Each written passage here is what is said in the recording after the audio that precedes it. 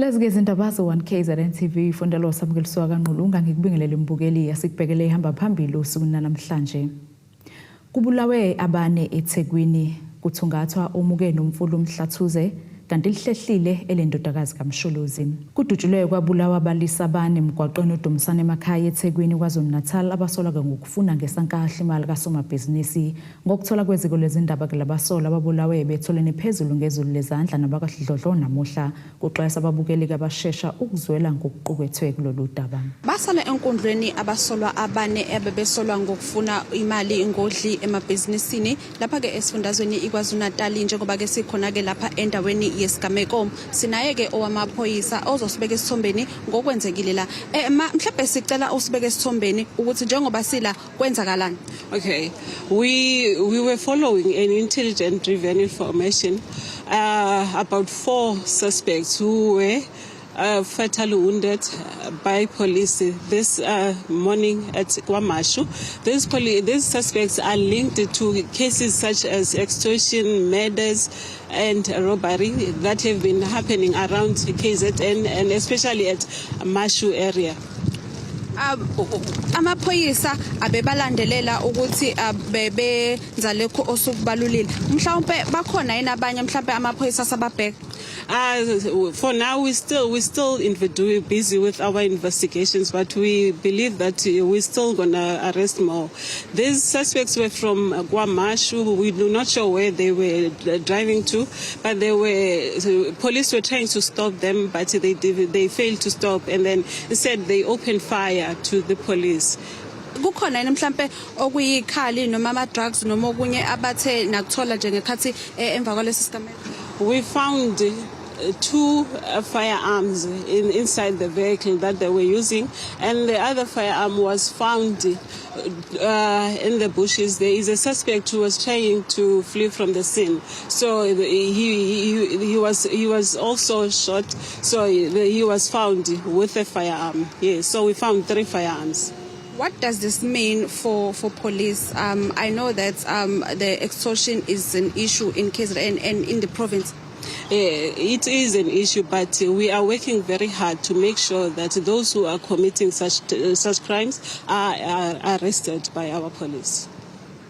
Njengoba wezwela ke mbukeli ke yena ke uColonel osibeka ke esithombeni ngakho ke okwenzekayo ngizocela ke yena umthwebuli wethu asikhombise okwenzekayo njengamanje ngokuthola ke kwalo iziko lezindaba lesi sigameko senzeke khona ke namhlanje lapho ke amaphoyisa abelandelela laba basolwa abebesolwa nje ngokuthi ke bahlalise libhojoza umphakathi wakwaMashu ikakhulukazi nakwezinye ke indawo lapho ke bebefuna ngodli imali kosomabhizinisi nobunye ke nje ubugebengu embukeli ngokuthola ke kwethu idumbu zisekhona ke lapha emotweni yona le ebomvu kanti kuyavela ke ukuthi ke omunye umsolwa uweleke buqamama nayo ke le moto njengoba ke edubulekile kepha ke wase eyabaleka kanti ke mbukeli le ndawo ihlanganisa ke indawo yakwaMashu indawo yaseNanda njalo ukuphazamiseleke ukuhamba kwazo imoto ngaso lesi sikhathi uzokhumbula ke mbukeli ukuthi ke yona ke indawo yakwaZulu Natal noma ke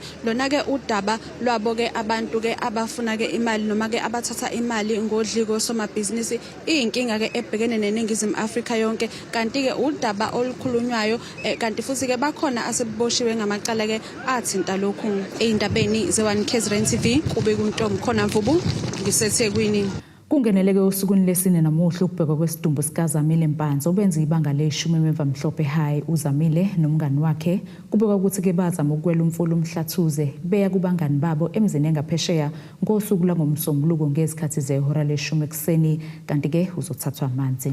Umphakathi wakwa 25 eMedla Mhlophe usalokhu uthuthele kanjalo ke emfuleni uMhlathuze okulendawo ukuzothungatha uZamile Mpanza intombazanyana ibiyenza ibanga le10 emva Mhlophe High okubika ukuthi ke ingene kulomfula umngane bebehamba naye uthi ke babesama ukwela ngaphesheya lapho kunimezi khona beyofunda njengoba bengabhali ngalolu suku ukuzwakala kwalolu daba umndeni uthi wathola ngalontambama kumngani uma ebuza ukuthi kungane engasheshanga washo wafeza ukuthi ke usabile ukusho. Mina waphuma esikoleni ngabo 6 umsombuluko mhla 17 waphuma wathi esikoleni mephuma wathi esikoleni wacela imali yokukhera egqoke uniform ephethe ne-size samnika u10 rand kanti akayi esikoleni sihlale kuthi ngabo 6 ngabo 7 kushaw 8 kudlala igeneration kwangena umbiko ukuthi sebemukile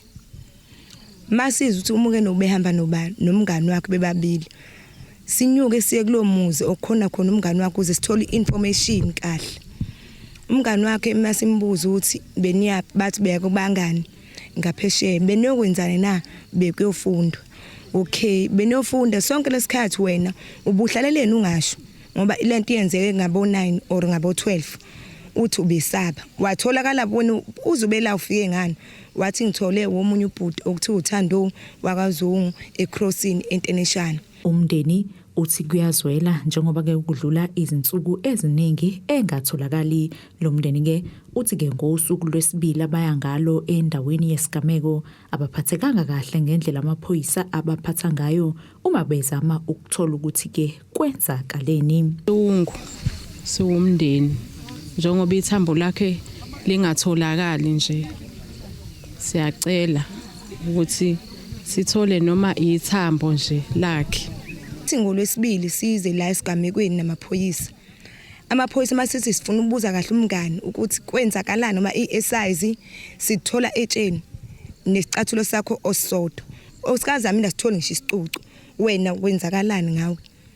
Evele ethi amaphoyisa amthathe ambeke eceleni. Manje asazi sibhlunga impela ngozamile ngoba asazi umngani wakhe lothi kwenzakalani. Umphakathi ugcine kusuzibambelwana ngokwawo ukucinga njengoba ke kuyingozi nakubona futhi ke nabo ungagcina bemukile kulomfula nje bengaqeqeshelwe ukwenza lo msebenzi. Bona nje senike nabona umphakathi uyazingenela njengamanje uyazicingela ngoba mawuya kubantu abawusize kumangabe bayasilekelela bafike yabo nje izolo bekulwesithathu bafike bakhala ngokuthi akungeneki la sobona bakuzokungena kodwa umphakathi ubugcwele insizwe zomphakathi zigcwele zingena ubona iziriska ngempilo zazo so umbuzo wethu bese ezomkhonto wesizwe sizibuza ukuthi mangathiwa nje kwenzeke esinye isigameko la khona umuntu ophinde eminza futhi ngoba umphakathi ngeke ulokhu uhleli wona uthi hayi solinda amaphoyisa ukuthi ke mhla amaphoyisa mhla so siyacela makuthi lolu daba kumele belise kwiprovince aluye kwiprovince iprovince mayihluleka ayiya aluye kunational because wasikhuluma nje ingane na 3 days ayikho ila emanzini akekho ikhiphayo so nje siyacela kakhulu ukumemezela nalapha kumhlathuzo odlula khona siyazi ukuthi umhlathuzo awugcini la imeva mhlophe kuneyindawo la udlula khona udlule koniwe kanjalo siyacela ukuthi manithola nje enikuthola sesifuna nje ukuthi ithambo ezemeva mhlophe sikwazi ke kuyohamba kuyofihla leli thambo siyisigodi sasebingoma siyumphakathi wasemeva mhlophe. Kuhlehlele ulwezi nonyaka ukuqala kokuqula kwecala lika Duduzi lezuma Sambudla elithinta ke isibhelu zokuzidapela ngonyaka u2021 lokhu kuveleke namuhla enkantolo enkulu yaseThekwini kwaZulu-Natal nalapho ke kuvele khona ukuthi ke abameli bakhe babebhalele umqondisi wezokushushiswa komphakathi kwaZulu-Natal befuna kuba ke lisulwe kepha ke lakuchitha lokho. Kuzocacisa isinqumo somqondisi wezokushushiswa komphakathi kuzwelonke ngamaphepha okulindeleke afakwe abameli bakaDuduzi lezuma Sambudla esicelo sokuba amacala abekwe wona esulwe. Ukusuka namhlanje uyosho nge14 kaAugust bazawufaka amaxwebhu esicelo ku-Advocate Shamila Batoyi uba ityala lichithwe aze yena acele ireport okanye ingxelo ku-Advocate Harrison walapha eKZN athathe isigqibo sakhe ke ngoku-National Director uba uyavumelana nabo na okanye uyasichitha isicelo sabo kodwa sinethemba loba nge-10 kaNovemba ityala lizawuqhubeka. Namuhla uZuma Sambudla uvele kafushane enkantolo ephakeme yaseThekwini nalapho kuvunyelwane ngokuba ke leli cala liqale ukuqulwa mhlazi li10 kuya kumhlazi ngamashumi 28 kuLwezi. Ngaphambi kwalokho mhlazi li14 kuNcwaba kuzolalelwa zonke inhlangothi ukuthi ke ngakube zikulungele yini ukuqulwa kwawo lamacala. Abe-MK bathi ke lamacala awanaso isidingo. Samile ekuthenini lento icala elinganasidingo icala elinganasidingo lolufana ngabe lento kuyedlulwa nje kuyo silokhu siqhubeka lapha enkantolo simosha isikhathi mosha yonke izindaba zeimali nani ngodaba nje olubonayo ukuthi lwalingeke libe khona kwasekuqaleni udaba olufana nalolu ukube kwayenziwa izinto ngendlela ekuyiyona yona esemthethweni. Kuzokhumuleka ukuthi uZuma Sambudla ubekwe amacala amabili athinta izibhelu zango-2021 okungelokuphehla udweshu nelokuzama ukuketula umbuso ngezinkulumo azibhala ezinkundleni zokuxhumana ngemuva kokuboshwa kowabengumengameli wakuleli uJacob Zuma njengenjwayelo. Nanamuhla abanye babaholi beqembu iMK kanye nengcosana yamalungu alo bebekhona enkantolo ukuzomeseka. Kuzobaluleka ukuthi uma sesibuya kulezi insuku ngoba lihlehlele phela icala namhlanje, uma sesibuya sakwesizwe ukuthi i-state uhulumeni mayesho njalo ukusho ngaliphi lokho, uyabona ukusho ngaliphi lokho ukuthi uma ethe umuntu ngiyakubona sekukuphehla udweshu lokho khona ongezwakali kahle, futhi ke umuphi umthetho usuphuliwe ngalokho. Ilento engithi ke hayi kuzoba sizoyizwa ibe mhlambe sizwe kangcono mase ukuthi liyathethwa icala liyaqulwa lona uqobo. uZuma Sambudla wazinikela emaphoyiseni kanti inkantolo yabeke isimdedela ngesixwayiso. Eyindabeni ze-One KZN TV kube kuNtombi khona Mvubu eThekwini. Izikole eziningi ngaphansi kukamasipala wesifunda eZululand sisabhekene nenkinga ukuthi ke abafundi basahamba amabanga amade ukufika esikoleni.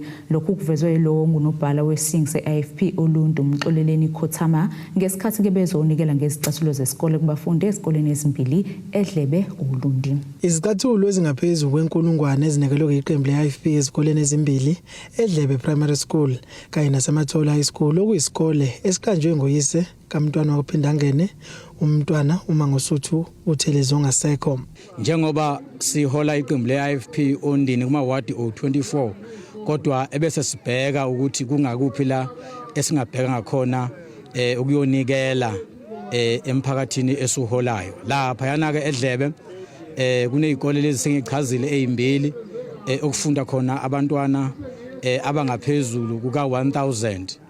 Kodwa sithe sihleli phansi sabheka ukuthi kwi-program yethu sibuholi besiyingi esithi i-Back to School Support Program asihlonze izikole ezimbili kakhulukazi subuholi be-AFP kulonyaka sigubha u50 years. Leli qembu lithi ziningi izingqinamba ezibhekene nezikole eZululand okubalwa ke nokuhamba kwamabanga amade kwabafundi uma ke beya ezikoleni.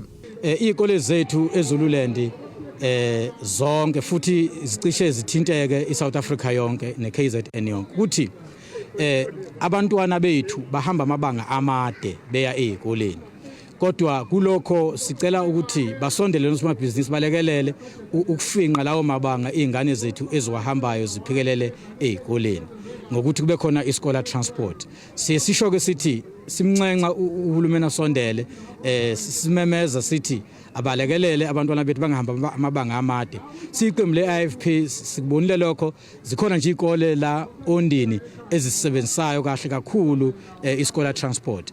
Okokuqala lokho. Okwesibili umsakazi ukuthi la izikole zethu kakhulukazi siyazi ukuthi endaweni yakithi izikole zakhiwa iminyakeni emidala yakhiwa. Ingqalazinda zakhona ezinye zazo ayisekho esimeni sokuthi ngabe iziyaqhubeka. Umholi we-AFP uVelenkosi Nhlabisa uthi bakwenza lokhu ukuhamba inyathelweni zikamntwana waphindangene uMangosuthu uThelezi ukubeka phambili ke imfundo. Esifanele ubeka besizwa ukuthi inkosi Mathola High School kanye nesikole iDlebe Primary School. Njengoba umfowethu uMgazi eseshilo futhi njengoba nami nibona phambi kwenu kuneyinqumbi zeyicathulo ezinkulungwane namakhulu amabili namashumi amabili nanhlanu.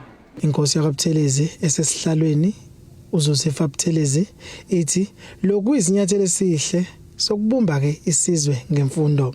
Kodwa sithe masibonisana ke sathi cha namhlanje ake size kulezi izikole ezimbili silethe izicathulo amaphe awu1225 esowethula la kulezi izikole ngoba lento imqoka kakhulu ukuthi uma uyindaweni fanele ube inkulu futhi uhole phambili ekuthuthukiseni isizwe yonke izinto ezenzakalayo ngoba umntwana wayeyathi akusizi lutho unkosi iza nje ngegama uthi ngiyinkosi. Ezindabeni ze1 KZN TV kubuye uNkosi Enhle Mthembu eDlebe Olunde. Asithi shelele etolo sibe siqhubeke nazo indaba zethu.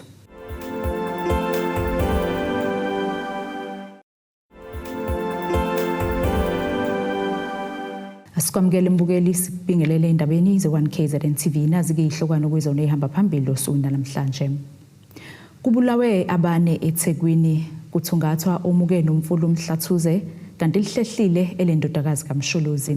Ungqongqoshe omnyango wezokuthuthukiswa komphakathi KwaZulu-Natal uMbaleshinga uhlanganyeleke nosonhlala kahle ngaphansi kwesifunda Majuba nalapho bekubungazwa khona usuku losonhlala kahle emhlabeni. Kulomcimbi obubanjelwe eFarmers Hall eNewcastle kubhungwe ngokungaqasheki kwesonhlala kahle kwaphinde kwabonga osonhlala kahle ngemisebenzi abayenza emphakathini. Ungqongqoshe omnyango wezokuthuthukiswa komphakathi KwaZulu-Natal uMbaleshinga uthi bazoqhakambisa imisebenzi eyenziwa ngosonhlala kahle.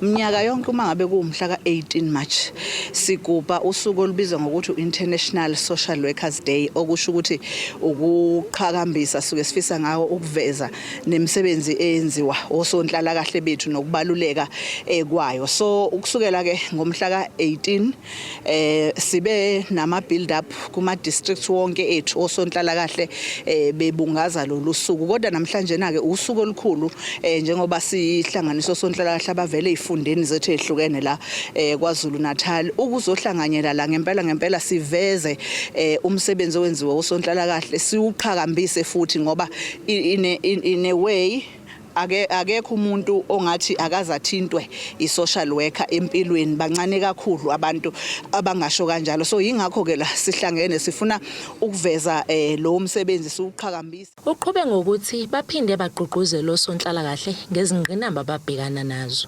Yaphinde futhi siveze sinikeze osonhlala kahle isupport siveze ukuthi nakuba besebenza kanzima kodwa sakhona ama challenges ababhekene nawo ikakhulukazi kulesifundazwe sethu sakaZulu-Natal njengokuthi nje njengoba niwazi ama challenges ama budget cuts affectile nathi ukuthi lapha nalapha kunezikhala ezingagcwalisiwe ekwenza ukuthi abanye osonhlala kahle baphathe iload engaphezulu kwakumele bayiphathe kodwa bakwenza lokho ngaphandle kokukhalaza and uhulumeni uyinikela ukuthi akulungise lokho ukuthi siveza amathuba for osonhlala kahle bangene baqasheke ukuze basebenze kahle osonhlala kahle emphakathini. Khona manjalo ungqongqoshe uphinde waveza ukuba banezinhlelo zokwelekelela osonhlala kahle okuthinta nalabo bangaqashiwe. Abangakhathali umsebenzi wabo baqhubeke babambisane banakekele imphakathi kulesikhathi lesi ukuthi ukuya phambili.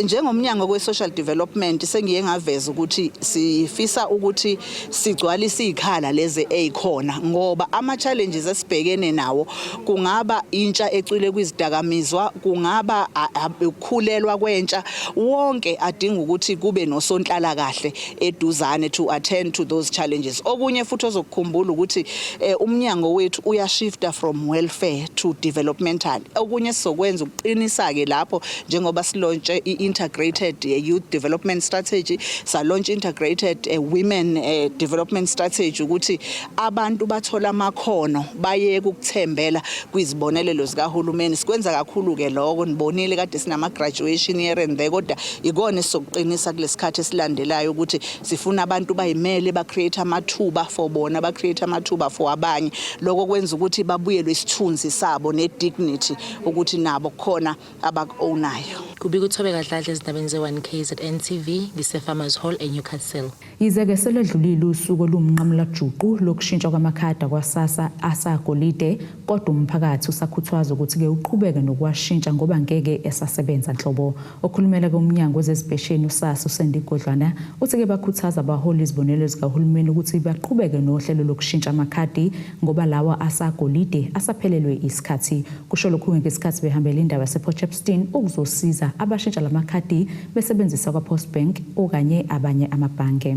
Njengoba selifikile usuku olumnqamula juqu lokushintsha amakhadi kwaSASSA agolide, uSASSA uyaqhubeka nokukhuthaza abaholi izibonelelo zikahulumeni abangakawashintsha amakhadi ukuthi bawashintshe ngoba ngenyanga ezayo ngeke besayithola imali yabo kumakhadi agolide. Lokhu kushiwo ukhulumela umnyango wezimpesheni uSASSA ngesikhathi behambela indawo yasePortshepstone ukuzosiza abaholi isibonelelo sikahulumeni ukuthi bashintshe uhlobo lwamakhadi amadala. Siyazi ukuthi usuku olumnqamla juqu lokushintsha kwamakhadi asagolide to ikhadi elimnyama umhla ka-20 kaMarch. So ke sikuhlelo la sazisa khona umkhankaso nje ukubazisa abantu ukuthi siyacela ukuthi siyabanxusa ukuthi balishintshe leli khadi ungakashayi lo mhla ka-20 kaMarch 2025. So ke sikhethe iPortshepstone ngoba siyazi ukuthi sisazoya na kwezinye izifunda sibazisa abantu besisanda kuya nase emkhanya kude endaweni efana noJozini sike saya so nje si all over iKZN sibazisa abantu not just ngokushintsha kwekhadi but ke nangenhlelo nje zakwaSASSA. Uthi ngaphandle kokusiza abashintsha amakhadi amadala baphinde balekelela laba ababhekene nezinselelo zokuthola imali yesibonelelo sabangasebenzi. Abanye abasizakalayo la yilabo ababhalisela isibonelelo sika 370 esikhethekile sabantu abangasebenzi seCovid. Siyakwazi ukuthi ke sisebenzisa ubuchwepheshe besimanje manje sibabhekela abanenkinga uthola ukuthi abaphenduleki ngesikhathi mebefonela isikhungo ncingo sethu sikhona siyabasebenzi bakwaSASSA kuphume ithimba labasebenzi baseMaritzburg kwioffice elikhulu lethu lakwaSASSA elikhona khona la KwaZulu-Natal nabasebenza khona la ePortshepstone. Uthi likhona uhlelo lokuhambela emakhaya labo abangakwazi ukuziyela ezikhungweni ukuyoshintsha ikhadi kodwa kunembandela ethile. Mesikhuluma mayelana nokushintshwa kwaleli khadi from leli lakwaSASSA elisagolide to elimnyama yebo uSASSA unalo uhlelo sanda ukuliqala lo hlelo sanda ukubazisa nje kuphume istatement esisuka komkhulu beqinisekisa ukuthi uSASSA usenalo lo hlelo into edingala kufanele kube ukuthi ngempela lo muntu akasakwazi ukuthi azenzele lutho ngokwakhe udinga ukulekelelwa ngekhathi zonke usegula kakhulu nokukhubazeka kungafona umuntu osondelene naye amthembile isihlobo noma umngane noma umakhelwane afonele kwaSASSA kunenombolo yamahhala ethi 0800 60 10 11 into esoyidinga ke mesenza into ekuthiwa home visit noma ukuya kulelo khaya uyolekelela lawo khasimende elinenkinga elingakwazi ukuthi liye office noma ezitolo sizodinga iID ye client ezodinga lolusizo ikheli noma iaddress nenombolo yakhe ukuze sikwazi ukumfonela. Abebezothola usizo bathi bakuthakasela ukuzothola usizo eduze. Ndize apha emall ndizolungisa indaba yekhadi la 350. Namhlanje bengizoshintsha ikhadi lami la kaSASSA. Nginekhadi eligold la kaSASSA. So into bangukuthi ngihlala isikhathi eside ngalishintsha is because mengabe khona la ngidika khona ngidinga some cash bengivele ngithathe EasyPay ngiyoboleka that engibona ukuthi akukho right cause ikhadi lengane leli ingakho ngidecide ukuthi mangisebenzise lona nje isikhathi eside. Lo mbiko benuwethulelo zamando sicele wezindaba ze1KZN TV ngisesayidi. Inhlangano yezobongiwa kwemvelo kulesi sifundazwe iEzemvelo KZN Wildlife ithi ke kubalulekile ukugcina ubudlelwano obuhle nemphakathi yakhele iziqiwi zayo. Isho kanjena ke ngesikhathi yotshala izihlahla ezikoleni ezingomakhelwane nesiqiwi iRoyal Natal National Park eBergville. Le nhlangano ke ithi konke okwenzeka emphakathini kuyayithinta. Inhlangano yokongiwa kwemvelo kulesifundazwe iEzemvelo KZN Wildlife ithi iqhuba umkhankaso wokuqwashisa ngokubaluleka kwemvelo ikakhulukazi ezikoleni. Isho kanje ihambele izikole ezingomakhelwane wesiqiwi iRoyal Natal National Park. Inhloso yethu akusikho nje ukuthi sigcine imvelo le eseyiqiwini kuphela, ukuthi sikwazi nokugcina imvelo le engaphandle kweyiqiwi. Njengamanje umphakathi esikuwo useduze kakhulu nesiqiwi kanti akugcini nje lapho okwenzeka ngaphandle kuya-affect okwenzeka ngaphakathi. So sizokwenza iawareness namhlanje. Sizokwenza ngisho abantwana bethu abancane abafunda la eSacred Creche bebe nolwazi olubalekile lwemvelo ukuze bekwazi ukunakekela ienvironment abahlala kuyona. Isihlahla nje esisodwa siyakwazi ukwenza abantu aba more than 500 baphile impilo ehlelekile ngoba phela siyakwazi nje ukuthi ke isihlahla nje siyakwazi ukuthi sidonse umoya ongcolile sona bese ke sirelease umoya ofresh oyi-oxygen. Manje nje ukutshala kwethu izihlahla sizokwenza ngokuhlanganyela nedepartment uETIA Economic Development Tourism and Environmental Affairs esifundazweni. Umnikazi wenkulisa ehlomlile uthi basuka kude nobudlelwane babo nale nhlangano. Ezemvelo kudala ke zaqala ukungisiza njengoba namhlanje sokufike ithimba elikhuluku ukuthi impela libonisa ukuthi siyasupporta ezemvelo njalo ngoSeptember ivikini lokuqala siyahambe siye kwezemvelo umnyaka yonke sihlale sihamba nje namanje sibonga kakhulu ukuze bazositshalela izihlahla ngoba nalezi esinazo satshala nje ngokuthi senza ithunzi kanti kwabe sokuba ukusilethela inhlanhla yabezemvelo ukuthi siyazazi izihlahla ukuthi umsebenzi wazo uyini emphakathini. Isikole singumakhelwane esitshalelwe izihlahla sithi sizovikeleka kwizimo zezulu ezimbi. Isihlahla nje sihle nje ngokwaso futhi sesigezezwa ukuthi singama windbreakers njengoba ubona nje isikole sethu siku open space uma kwenzeka nje kuba khona mhlambe imvula enkulu nemimoya lana le ndawo vese iyathanda ukuhlaselwa izinto ezikanjalo kuzosiza ukuthi ke zisiprotect ekutheni kungalimali ama roofs ethu sizithole sesisele dengwane. Njengomfundi wakaScience ngokwami ngolwazi lami ukubaleka kwezihlahla ngaphandle kokuthi zilisineza umthunzi ngaphansi kwelanga kuyasipha nokudla kanye nezithelo kanye uzivikele nakwizimo ezithize njengo mhlambe mawukuthi shisa kakhulu ilanga sikwazi ukuthi labanye abafundi abanenkinga zezikhumba ukuthi bekazi beveleke behlale ngaphansi kwazo nanokuthi futhi ukunikezela futhi nje emhlabeni ukuze umhlaba ukwazi ukuthi ube fertile usinikeze umkhiqizo omuhle nathi singakwazi ukuthi sisebenzise for economy yethu. Ezindabeni ze1KZN TV nguAyanda Dube seBackville. Siphinde futhi sayitolo sibe siqhubeka nazo indaba zethu.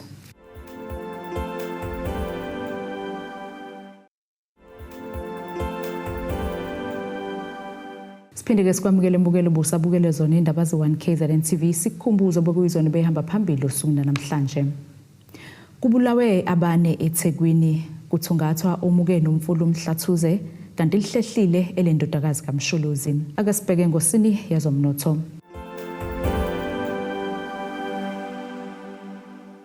Rand lakuleli lu 18.17 cent emaqhathiswana nedola laseMelika libo 23.57 emaqhathiswana nopondo waseBritain libo 19.75 cent emaqhathiswana neeuro igolide lona belu $3,040.88 ounce olongahleziwe wona $70.78 umphongolo. Ake sibheke ngosini yezemidlalo.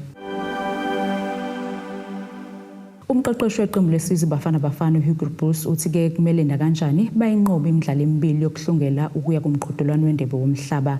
iBafana izilungiselela kumdlalo wakusasa elizowudlala neLesotho kanye nelizowudlala neBenin yase Ivory Coast. Kumanje ke iBafana isendaweni yesibili kuGroup C emva kweRwanda ngokunqoba ke imidlalo emibili lehlulwa kowodwa laselidlala ngokulingana komunye. Nasike isimo sezulu esingalendeleka.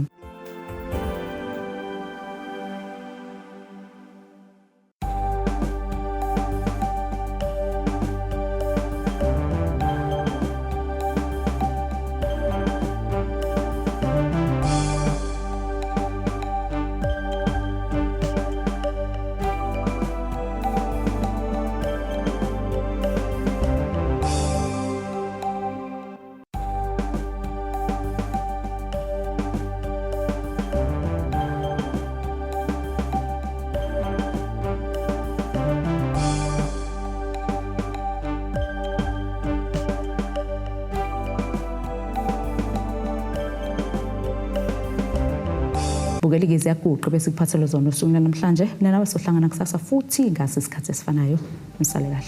Abethuli bethu bezindaba baxhaswe iThulis Bayview Bridal ungabashayela kulezi zinombolo ezivelile